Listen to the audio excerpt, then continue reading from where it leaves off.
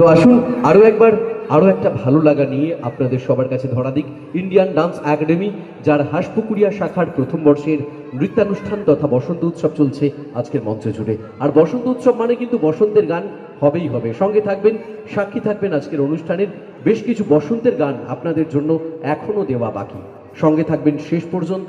আর হ্যাঁ, একটু ঝিংচাক, একটু খানিকটা রিদিমিক, যে গানে আমাদের আনন্দ করতে ভালো লাগে তেমন গানও কিন্তু হবে। সুতরাং শেষ পর্যন্ত থাকতে হবে আপনাদের সকলকে। আসুন এগিয়ে যাই। আজকের মঞ্চে আজকের পরবর্তী নিবেদন আমরা স্বাগত জানাই। আমাদেরকে সহযোগিতা করবার জন্য আরো একবার আমরা মা মোবাইলকে আন্তরিকভাবে ধন্যবাদ জানাই। কি? মা মোবাইল?